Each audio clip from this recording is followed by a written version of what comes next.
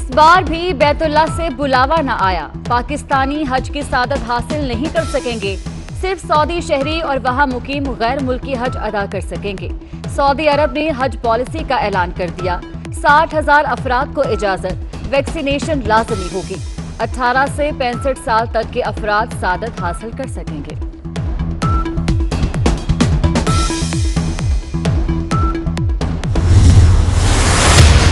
सब खुश हो गया, सब खुश हो गया।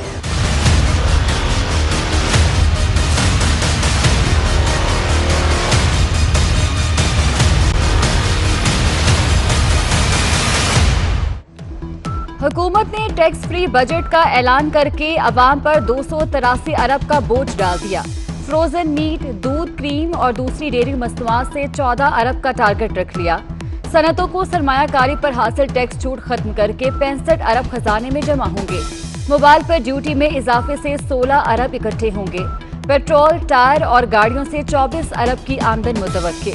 ज्वेलरी और LNG से 35 अरब मिलेंगे।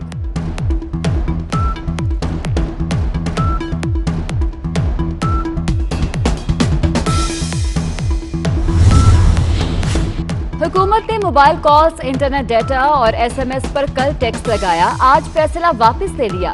सार्फिन 100 अरब रुपए के बोझ से बच गए। अब फोन घुमाएं, लंबी बात करें। फेसबुक, ट्विटर, यूट्यूब और व्हाट्सएप जितना चाहे मर्जी इस्तेमाल करें, कुछ हुकूमत नहीं पूछेगी। ताहम ऑनलाइन खरीदो फरोख्त पर टैक्स बरकरार रहेगा।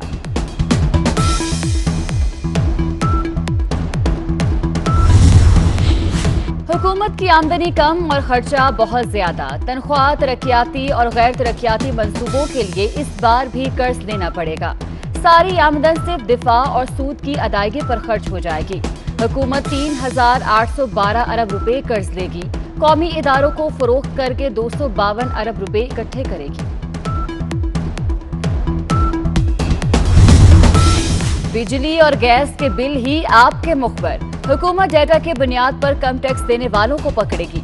शौकत तरीन कहते हैं बड़े बड़े रिटेलर्स की सेल 1500 अरब रुपए है। 90 अरब तो यहाँ से ही मिल जाएंगे। ग्राहक पक्की रसीद के लिए दुकानदार का गिरेबान पकड़ेगा। पेंशन बहुत बड़ा मसला है। 6 माह में यहाँ भी इस्लाहात नजर आएंगी।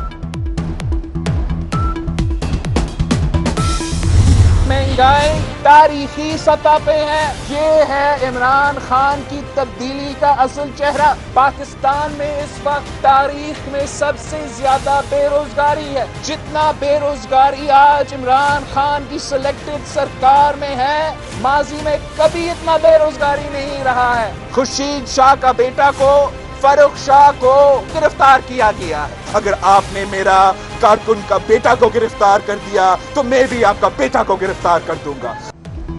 इमरान खान की तब्दीली की असल शक्ल बेरोजगारी है। जितनी महंगाई हुई उतना ही तनख्वाह में इजाफा किया जाए। बिलावल भुट्टो ने बजट को अवाम पर मौशी कत्ल करार दिया। कहा फवाद चौधरी और हुकूमत सुप्रीम कोर्ट को सियासत में ना धकेलें। मेरे कारकुन के बेटे को गिरफ्तार किया, मैं आपके कारकुन को गिरफ्तार करूंगा। हम मैदान में रहेंगे और जीतेंगे।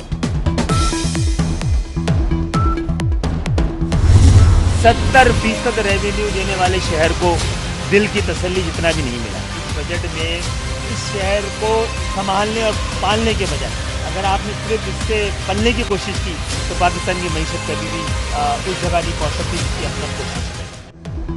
MQM को भी बजट में कुछ नजर नहीं आया। खालिद मकबूल सिद्दीकी कहते हैं बजट में कुछ नया नहीं। देखना होगा कि मुल्क को 70% रेवेन्यू देने वाले शहर के लिए क्या रखा गया। हम कराची के लिए जितनी आवाज उठा सकते थे उठाई।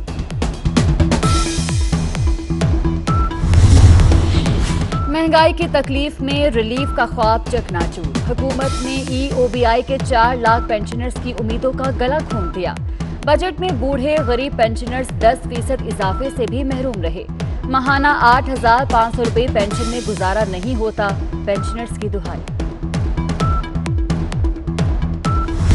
PTI अगला इलेक्शन चुराना चाहती है और हम उसे चुराने नहीं देंगे। इलेक्ट्रॉनिक वोटिंग मशीन में सीक्रेसी मेंटेन नहीं होती और ये हैक फ्री नहीं है।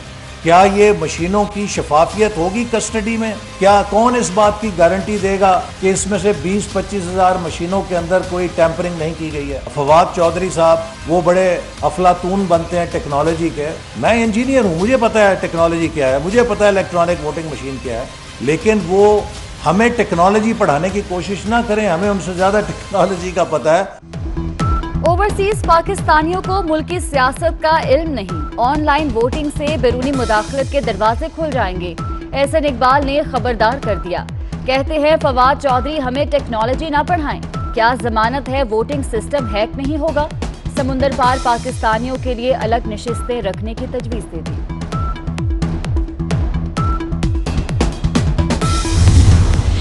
हुकूमत ने फाइजर वैक्सीन लगाने का आगाज कर दिया। वैक्सीन सिर्फ शदीद बीमारी में मुब्तला और बैरून मुल्क जाने वाले तलबा को लगाई जाएगी। शहरियों को मेडिकल रिपोर्ट्स हमरा लाने की हिदायत। पाकिस्तान का बैरून मुल्क से परवाजें महदूद करने का ऐलान। हवाई अड्डों पर यौमिया सिर्फ 35 जहाजों को लैंड करने की इजाजत होगी।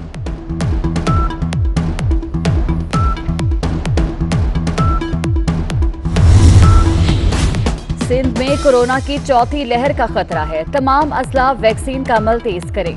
भारतीय वेरिएंट के पेश नजर वैक्सीन का दायरा बढ़ाया जाए। वजीर सेहत डॉक्टर अजला पेचोहो की हिदायत। कहती हैं इंडस्ट्रीज वर्कर्स की वैक्सीनेशन कराएं। अमले की वैक्सीनेशन पर फैक्ट्री को चलने की इजाजत होगी।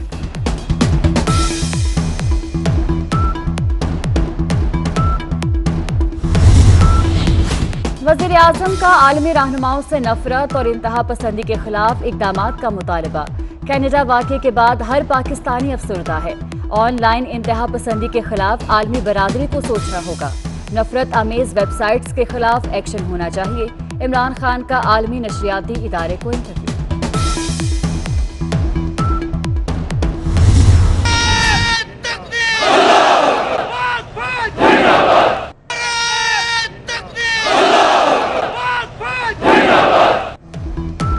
आर्मी चीफ का सियालकोट और कोटली का दौरा। सियालकोट में जंगी मशकों की इख्तितामी तकरीब में शिरकत। जंगी मशकों की मनसूबाबंदी पर ब्रीफिंग दी गई। जनरल कमर जावेद बाजवा ने मौसर ऑपरेशनल जवाबी हिकमत अमली के मुजाहरे को सराहा।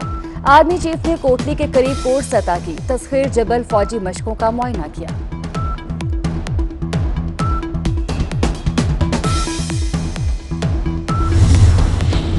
कराची में वाटर बोर्ड की गफलत से लाखों गैलन पानी जाया।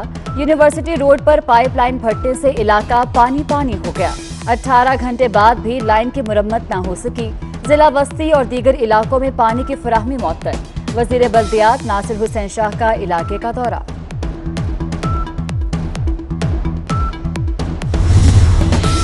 पंजाब हुकूमत को हक लेने के लिए 63 साल लग गए। 1958 में 3 बरस के लिए शहरी को 8 कनाल अराजी अलॉट हुई, मगर काबिज शख्स ने जमीन वापस ना की। लाहौर हाईकोर्ट का शहरी से जमीन का आज तक का लगान भी वसूल करने का हुक्म।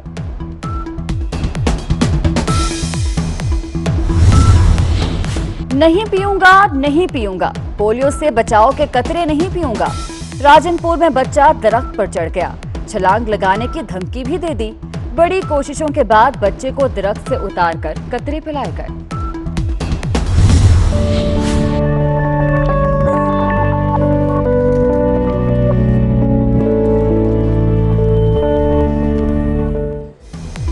बच्चों को मुशक्कत से बचाना जितना अब जरूरी पहले कभी ना था। पाकिस्तान में 2.5 करोड़ बच्चे गुर्बत की वजह से कलम और किताबें छोड़कर मेहनत मुशक्कत करने पर मजबूर। दुनिया भर में बच्चों से मुशक्कत के खिलाफ आगाही का आलमी दिन मनाया जा रहा है। इस साल का थीम है चाइल्ड लेबर के खात्मे के लिए किरदार अदा करें।